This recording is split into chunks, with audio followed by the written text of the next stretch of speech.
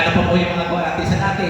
Pag-iinom, yung paglalasin, pagsusugal, kung ano pa, paniriligarin. Lahat ng bisyo ng sanlibutan ay ginagawa po natin. Pero pag nandiyan po tayo sa kay Kristo, bago na po tayo nilalang. Kasi wala pong kulubot, walang lunes, ang makakapasok sa karin ng langit. Then, kaya po tayo narito, nagpapatuloy po tayo ng papapuno sa Espiritu. Hindi ko po sinabi nga, ako'y puno na. At hindi ko po sinabi, naganap na. Kaya kung si Apostol Pablo, na apostol, nagpapatuloy, nagtutubulin sa kanya, nagpapatuloy ako upang makamtan ko ang koronang kaloob ng Diyos sa akin. Amen. So yun po. Kaya po rin tayo narito upang makamtan po natin ang promise ng Panginoon sa atin. Ang pangako ng Panginoon sa akin nung makilala ko, sabi niya, nung unang nabasa, huwag kang magulubihanan, sabi ng Panginoon, at ako'y parurong sa Ama, at ipaghahanda ko kayo ng lugar. Pag ako'y nakapaghanda, ako'y babalik at kukunin ko kayo kung saan ako'y naroon kayo. Napayak ako mga kapatid. Bakit sino ka ako para pangakuan ng Diyos ito? Alam mo, sagot ko sa Panginoon, Lord, pag ako nabautismuhan, lahat ng bisyo, iiwan ko. Dahil pinangakuan ako ng Diyos ng buhay, nangako ko sa Diyos. At mula noon, tinalikuran ko ang lahat na yun. Wala akong iniwan. Saksi yung pamilya ko. Lahat ng mga anak ko, alam nila kung paano ako naging sabungero. So para paglalasing mga kapatid, hindi ko talaga ginawa sa buhay ko. Naging sugal din, nagsusugal din ako. Medyo naging pasaway din ako. Pero hindi lubos sa pasaway sa mga mundo. Dahil may takot ako sa Diyos.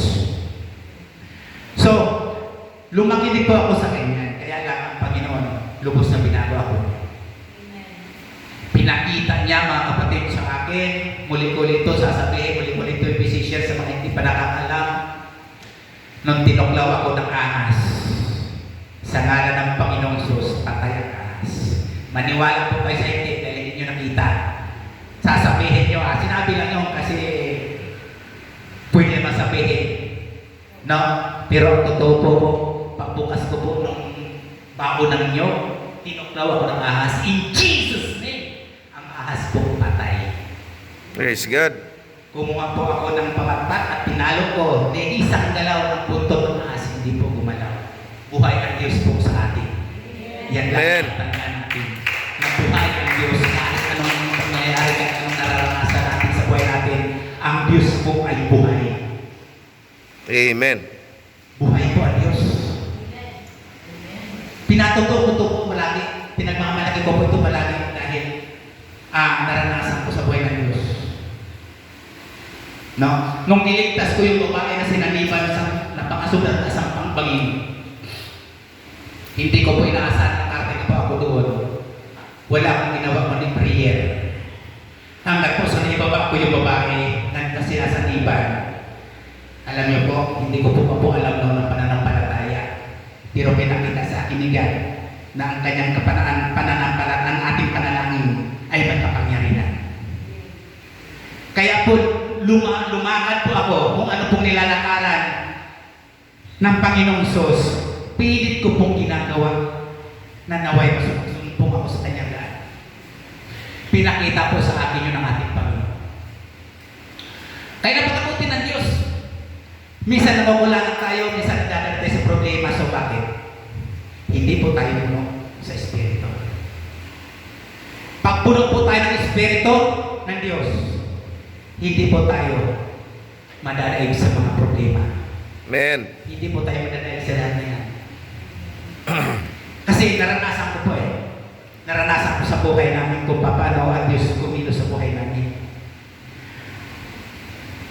Kahit gusto na kahit sino sa atin, naranasan natin yan. Pero alamin natin kung bakit nangyayari sa buhay natin. Minsan po, nakakapasok po ang Espiritu hindi sa Panginoon sapagkat hindi po tayo napupuno sa Espiritu. Kaya nga hinanintulad tayo sa mga sabi ng Panginoong Jesucristo sa kanyang sa mga alipin, punuin ninyo ng tubig. Sabi niya, yung tubig po naging alak. Cheers. So kumbaga sa ano po? Bago kay Kristo. Amen. Nag-cheers po, kaya yung iba po, pag binasa po